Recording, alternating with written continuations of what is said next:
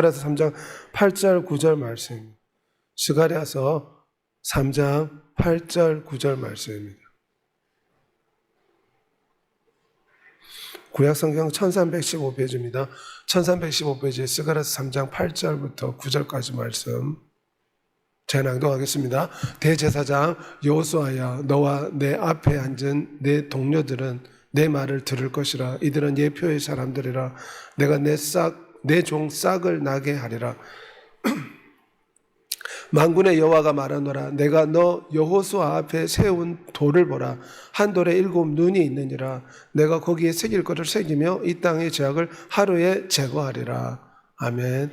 오늘 예배 함께한 여러분에게 살아계신 예수 그리스도의 은혜가 충만하시기를 소망합니다. 오늘은 우리의 영원한 인류의 소망이신 여호와의 싹인 예수 그리스도에 대해 잠시 살펴보고자 합니다. 사실 이 말씀이 선포될 때 바벨론으로 이스라엘 사람들이 포로로 잡혀간 상태였습니다. 그런데 70년이 차고 난 뒤에 하나님이 이제 예루살렘으로 돌아오라 하나님이 명령을 내린 상태였습니다. 그래서 바벨론에 거주하는 많은 사람들이 예루살렘에 돌아와서 하나님의 성전을 건축하였는데, 스가랴 2장 8절에 오면 여호와의 성전을 건축할 때 전능자께서 함께 하실 것이다. 너희들을 범하는 자는 그의 눈동자를 범하는 것이다. 용기와 희망을 주었습니다. 그런데 이 성전 공사가 중지가 되었습니다. 주변에 사마리아와 산발락과 도비아의 해방과 주변 민족들의 해방으로 말미암아 성전이 일시 중지되는 사태가 벌어지게 되었습니다. 그럴 때에 하나님께서 스가랴 선지자를 통해서 오늘 이 말씀을 하십니다. 여호와의 싹이 나타날 것이다. 내가 내 종 내 싹을 나게 하리라. 하나님이 스가랴 선지자에게 하신 말씀입니다. 특별히 싹이라는 것은 구루트기 같은 나무에 새롭게 솟아나는 작은 잎사귀를 뜻합니다. 그날에 여호와의 싹이 아름답고 영화로울 것이다. 초라한 모습으로 메시아가 나타난다는 것입니다. 사람들이 기대하는 모습으로 나타난 것이 아니라 전능한 창조주가 번개를 치고 천둥을 동반한 가운데서 수많은 천사들과 함께 이 땅에 메시아의 모습으로 나타난 것이 아니라 마구간에서 태어날 아기를 묘사하고 있습니다. 이새의 줄기에서 한 싹이 나며 그 뿔에서 한 가지가 나서 결실하실 것이라. 여호와의 싹이라 한 것은 이 보잘것없이 태어난 아기가 하나님의 아기이기 때문입니다. 이사야 9장 6절에 보면 하나들을 우리에게 주신 바 되었는데 그 이름은 기묘자여 모사여 전능하신 하나님이요 용존하시는 아버지라 할 것이라. 마치 새싹처럼 너무나 초라하고 작게 태어난 아기였지만 그분은 여호와의 싹이라 불린다는 것입니다. 아기가 전능하신 하나님이라 불릴 것이다. 그는 주 앞에서 자라나기를 연한 순 같고 고운 모양도 풍채도 없은즉 사람들이 보기에 흠모할 만한 것이 없었다. 세리와 죄인의 친구였습니다. 또한 우리 주 예수님께서는 나사렛 출신이라서 목수의 아들로 계셨기에 사람들에게 배척을 당했습니다. 귀신을 쫓아주면 귀신의 힘으로 귀신을 쫓았다고 조롱받았습니다. 여호와의 싹으로 나타나서 사람들 보기에 흠모할 만한 것이 별로 없었습니다. 그래서 우리 주 예수께서 하나님의 말씀을 선포했을 때 바리새인들은 어떻게 행동했습니까?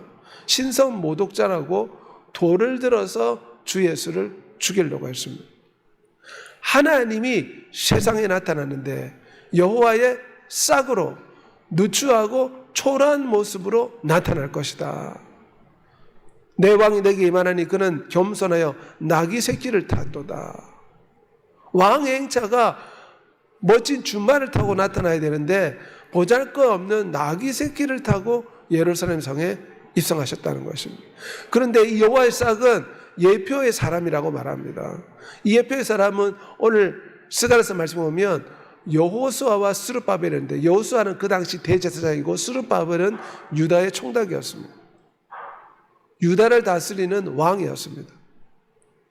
이 여호와의 싹은 장차 왕이며 제사장이 되어서 하나님의 성전을 건축할 것이다. 이것이 스가랴 선지자가 그 당시 이스라엘 백성들에게 주시는 말씀입니다. 왜냐하면 그 당시에 성전이 건축되다가 도비아 산발락과 사마리아 사람들 때문에 중지가 되었습니다. 20년가량 중지가 되었습니다.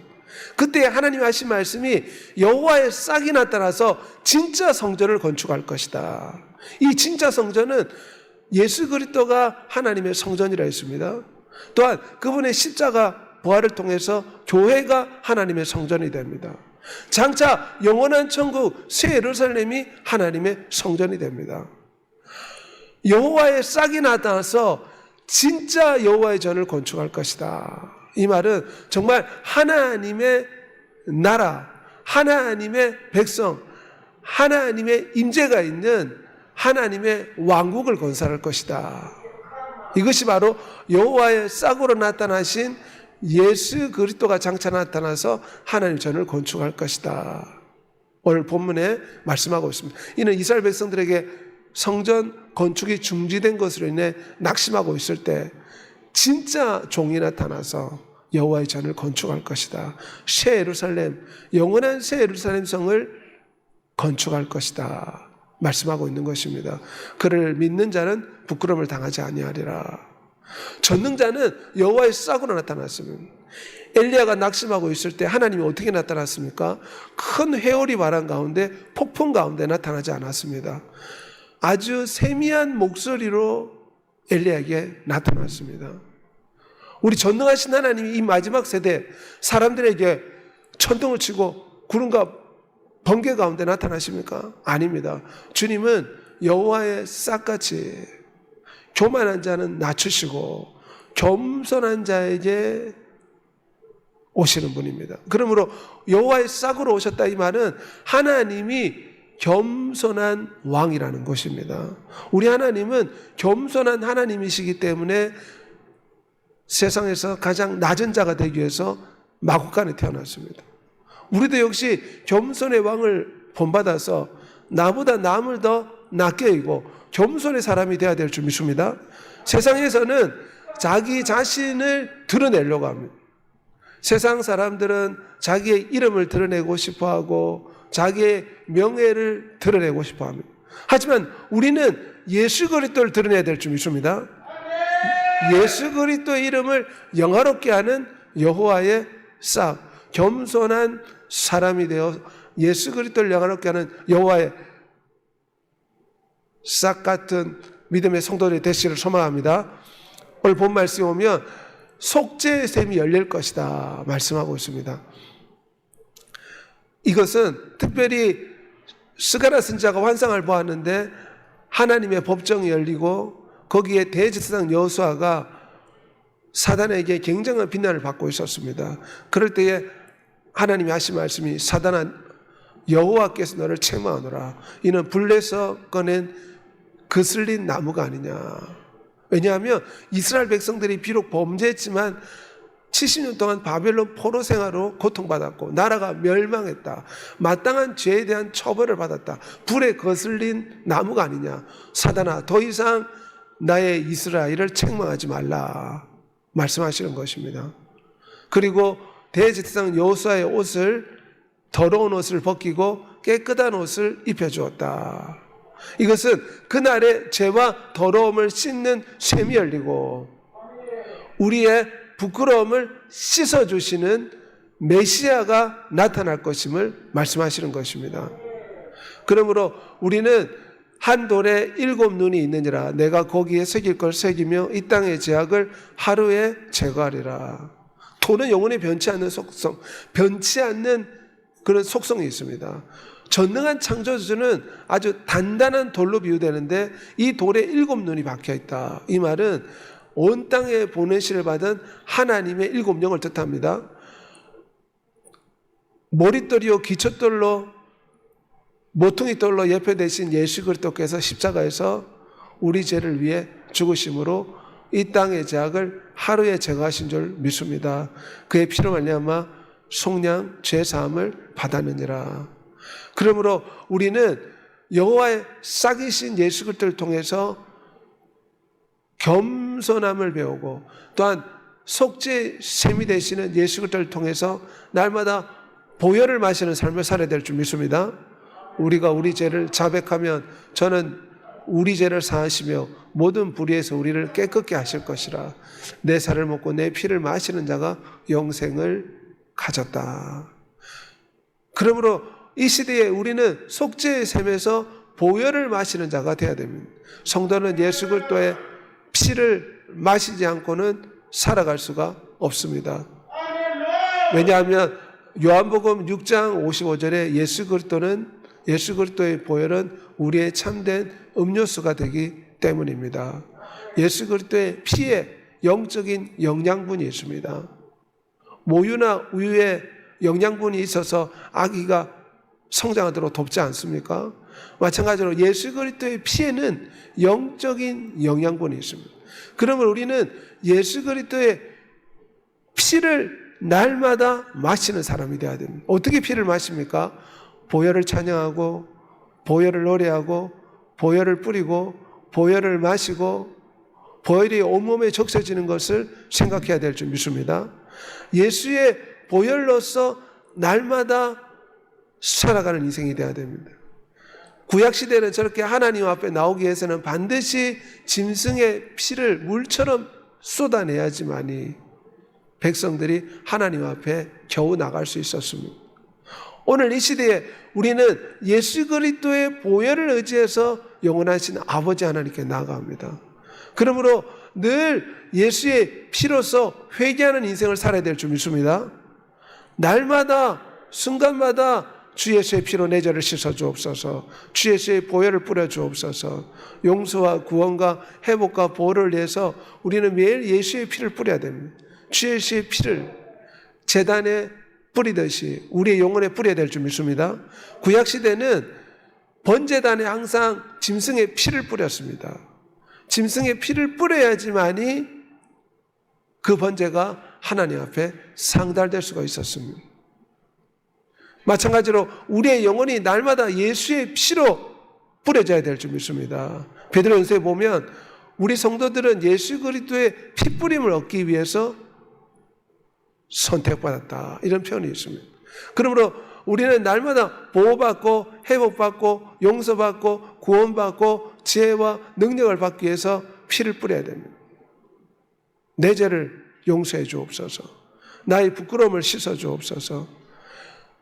주님은 속죄의 셈에서 우리에게 보혈을 흘러보낼 뿐만 아니라 생수의 강에서 성령 하나님을 부어주십니다. 그날에 생수가 예루살렘에서 솟아나서 절반은 동해로 절반은 서해로 흐를 것이라. 여름에도 겨울에도 그리하리라. 여호와의 성전에서 생수가 흘러서 만물을 소생케 한다. 에스겔 47장에도 같은 표현이 있습니다. 나를 믿는 자는 그 배에서 생수의 강이 흘러나리라. 이는 성령 하나님을 가리켜 말씀하신 것이라. 반석을 치라. 그리하면 생수가 터지리라. 주님께서 십자가에서 내어 침을 당하며 생수가 우리에게 흘러넘치는 줄 믿습니다. 한 군인이 창으로 옆구리를 찌르니 피와 물이 나오더라. 주님이 찔리심에 성령의 생수가 우리 성도들에게 흘러나오게 된 것입니다. 다 같은 신령한 음료를 마셨으니 이는 신령한 반석으로부터 마셨은즉 이 반석은 예수 그리스도라. 구약시대에 모세가 바위를 쳤는데 이 바위는 예수 그리스도라는 것입니다.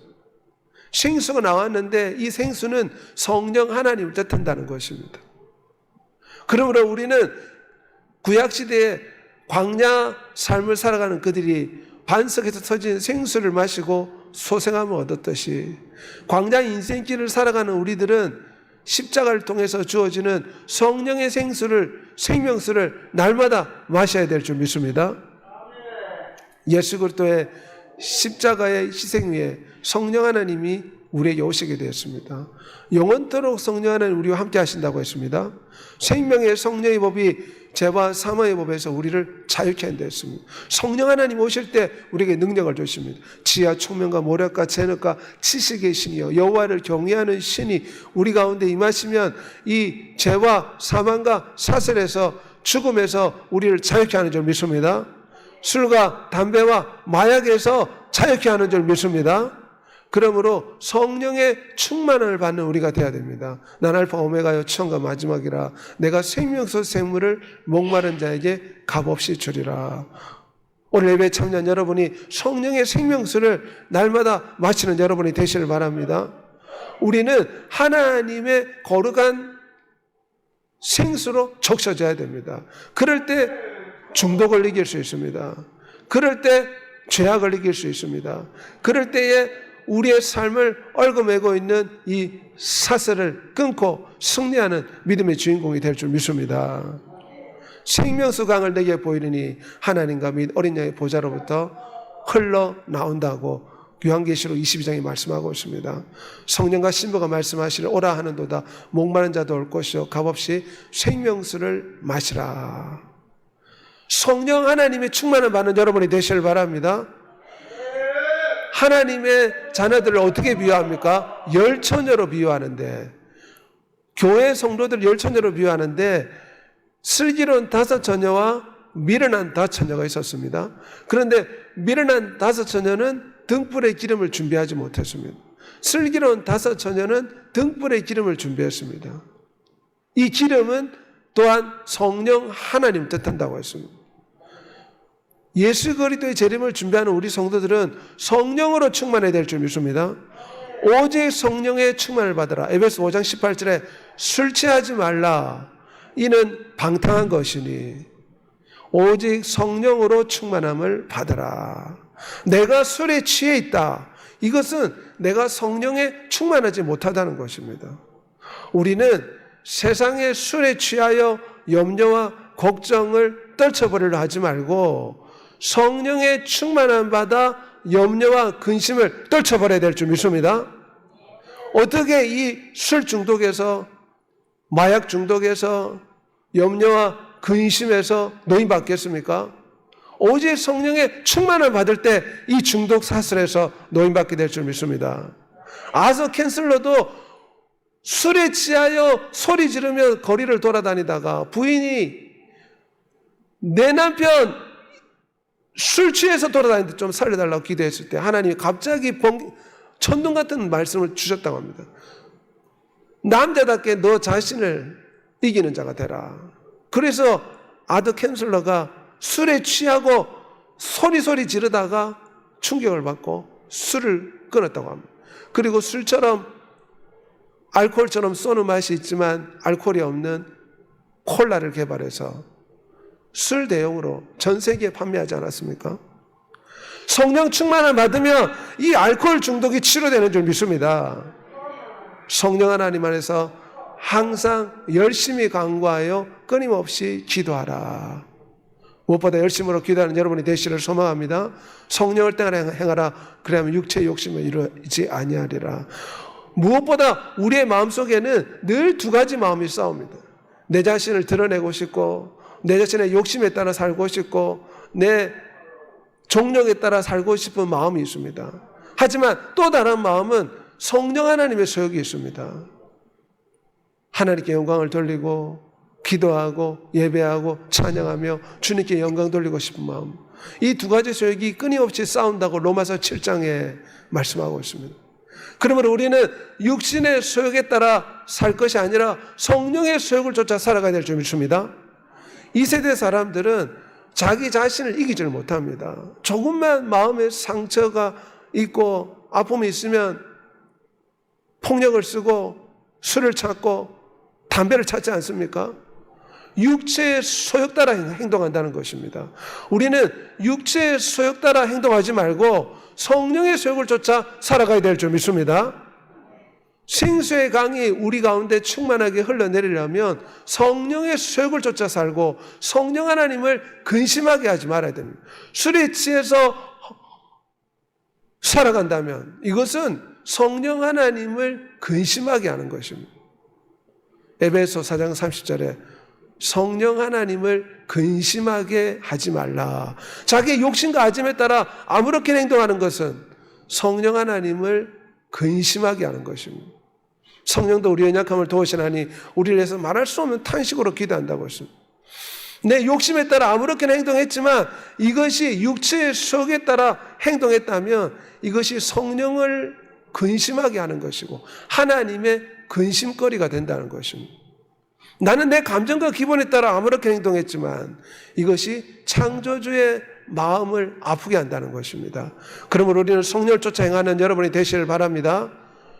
최근 미국에서 러민 크라이스트라는 운동이 있는데 달리면서 전도하는 것입니다. 미국 사람들은 이 달리는 것을 좋아하기 때문에 월 갤런저라는 사람이 이 달리기를 좋아하는 미국 사람들을 위해서 달리면서 우리 함께 복음 전도를 하자 해서 많은 사람들이 모여서 달리기를 하면서 복음도 전하고 서로 교제도 나누고 성경책을 나눠주고 기도하는 모임을 가졌습니다.